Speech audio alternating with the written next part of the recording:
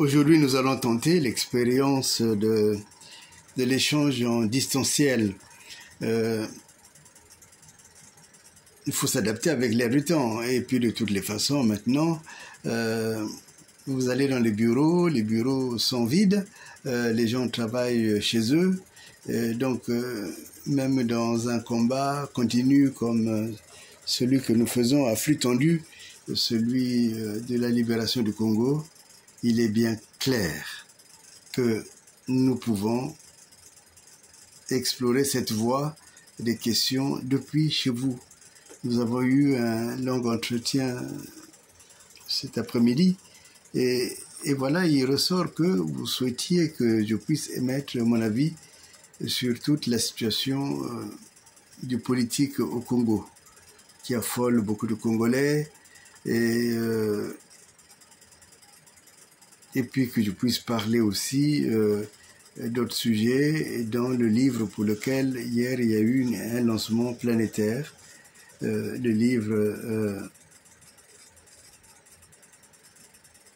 Le chant du piroguier. Alors,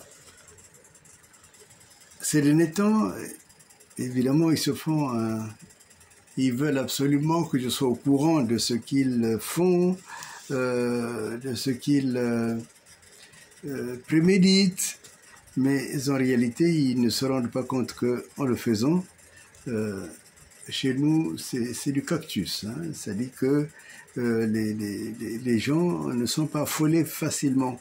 Chaque document qui arrive, chaque information est analysée, interprétée et vérifiée avant même que nous puissions prendre des positions. Donc les positions ne prennent pas à la légère ni à la va-vite.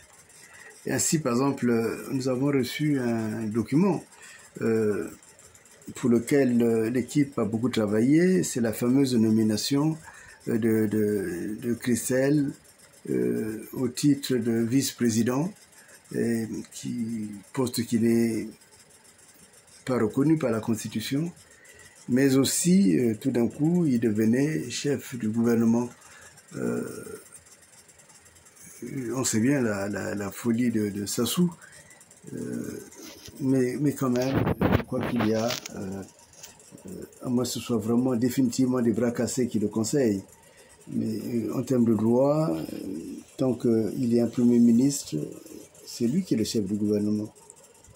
Et dans ces cas, si on veut s'aborder le titre le poste de Premier ministre, c'est-à-dire qu'il n'y ait plus un Premier ministre, il faudrait le dire. Et cette concentration de pouvoir entre les mains de Kiki, je ne sais même pas ce nom d'ailleurs, d'où ça vient. Donc, concentration de pouvoir à la fois de vice-présidence pour venir au secours de son papa qui a peur d'aller à La Haye, et puis chef du gouvernement, et puis un Premier ministre finalement on sait bien c'est un Premier ministre de Godillot, mais tout de même, il existe, et le pauvre garçon, on est en train de lui préparer un avenir qui n'est pas rose. On voit bien à quelle sauce il sera mangé. Et quand c'est sorti, tous les Congolais ont été affolés. Beaucoup m'ont écrit en disant voilà, Maître Kunku, ce qui se passe, ce qui s'est déjà décidé. Et avec l'équipe, nous avons réfléchi et nous en sommes arrivés à la conclusion que c'était une fausse information. Et même le papier sur lequel il a été fait, nous on a lu tous les détails, hein, le vocabulaire, tout cela nous a conduit à l'idée qu'il s'agissait d'un fake news. Donc, et à ce titre-là, on n'a même pas pris position par rapport à cela, parce qu'on prend position avec des choses sensées. Sinon, c'est aller danser avec les fous. Et donc, il y a cette information-là. L'autre information qui vient d'arriver, c'est que Kagame est venu avec des hélicoptères, Kagame est venu avec Sassou, ils ont signé une partition du Congo. C'est aussi faux. La réalité, c'est qu'au fond, il faut faire, pour le coup, de l'exégèse. Et quand on fait de l'exégèse, qu'est-ce que nous constatons? Nous constatons une chose qui est très importante, c'est que Sassou sait qu'il est vraiment entouré. Mais entouré, j'ai envie de dire, il n'a plus de force pour continuer de plaisanter comme il a plaisanté jusqu'à présent. Parce que les gens comme Kagame savent que le Congo a peut-être la batterie des plus grands juristes d'Afrique, même si beaucoup se cachent, pensent qu'en se cachant, ils préservent leur vie, ce qui est tout à fait erroné. Et puis Kagame sait que j'existe. Hein. Ça signifie que des actes comme cela, il les pose aujourd'hui. En peu de temps, il va être renversé. Et à la fois et son petit copain, Sassou, et puis ce projet qu'ils ont. Donc, ils ne peuvent pas prendre des risques pareils. Et puis deuxièmement, là où il y a vraiment une compréhension à avoir, c'est c'est étonnant. Quand ils ont envoyé des Rwandais à Kintele, ils sont là, ils travaillent, ils font dans le charbon, dans beaucoup de choses. Est-ce que vous aviez vu qu'il y avait un communiqué qui était fait? Vous avez vu que Kagame s'était déplacé pour venir signer un accord avec Sassou? Non. Et quand il a négocié les armes qui sont passées, qu'Elf à l'époque a fait passer par l'Angola, est-ce qu'il avait dit ça publiquement? Non. Et donc, soudainement, il commence à parler, des avions sont venus. Et si vous remarquez, de la plupart des annonces, on parle beaucoup de ces avions que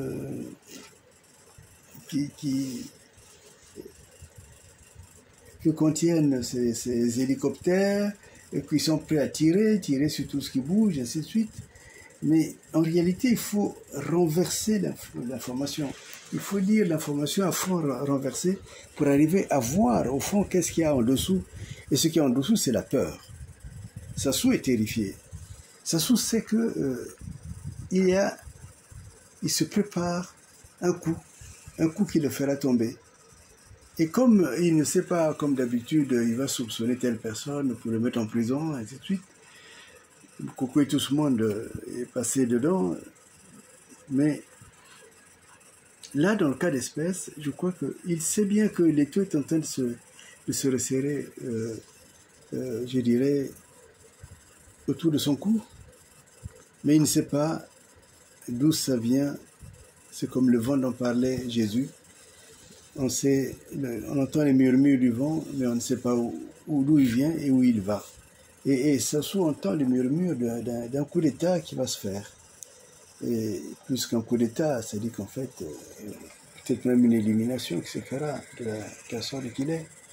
Mais il ne sait pas exactement comment tenir la chose. Et c'est là le vrai problème de Sassou. Et donc c'est pour cela que, si vous voyez bien, l'intérêt, ce ne sont même pas les hélicoptères, mais c'est ce qui est à l'intérieur. C'est des armes lourdes, c'est des armes, ainsi de suite, que ces miliciens qui ont été préparés sont prêts à intervenir. Donc c'est une manière de dire, méfiez-vous, vous êtes en danger. Ça signifie que lui-même, il doute de ses propres armes, alors qu'il a dépensé beaucoup d'argent du Congo dans ces armes-là. Donc il y a, en fait, il faut lire la terreur qui les anime. Ils ont peur. Et c'est tant mieux que la peur change de camp. Parce que c'est toujours le peuple congolais qui souffre. Il est temps que les autres aussi souffrent. Que ceux qui ont été jusqu'à présent mis à l'abri, mais qui écrasaient les autres, qu'ils soient maintenant écrasés. Et ils verront ce que cela signifie. Donc il n'y aura ni de kiki, ni également des armées qui soient venues s'implanter là. Que tout ce qui a été mis en place formellement, les petites ventes de terrain ici ou à droite, à gauche ou à droite, tout cela va être carrément retiré à ces personnes, et quel que soit l'état d'achèvement, s'ils mettent des usines ou des maisons à l'intérieur.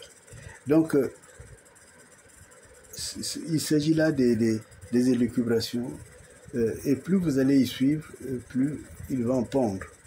Il va en pendre comme, on m'a dit qu'il aime beaucoup la tortue, mais comme la tortue, oui, il se cache à un moment donné, mais quand il sort, c'est pour d'autres choses plus dégoûtantes. Donc, n'ayez pas peur, mais fortifiez-vous. Au contraire, coalisons nos forces, mutualisons nos forces pour que nous arrivions à renverser ce pouvoir parce qu'il est haïssable. Et enfin, pour finir, et je vous dis en tout cas merci à toutes les personnes qui ont suivi en direct le lancement du livre Le chant du piroguier. Merci à ceux qui se sont déplacés. Et je sais que beaucoup voulaient venir, mais ils n'ont pas pu venir. Mais sachez que nous préparons aussi, à partir d'aujourd'hui, une autre célébration qui se passera en juin. Et là, venez. Mais en tout cas, le livre est agréable. Moi-même, je vous dis, je le découvre comme un lecteur. Aujourd'hui, je l'avais amené dans mes déplacements. Et je crois que vous aimerez aussi. Donc, merci à vous. Vous voyez bien que le distanciel, nous sommes capables de le maîtriser. Et sachez que dans ce combat, le peuple congolais est vainqueur. Ne regardez pas ce vent qui souffle n'importe comment. Cette tempête, j'ordonne qu'elle s'apaise et que nous puissions, s'il le faut, marcher sur l'eau.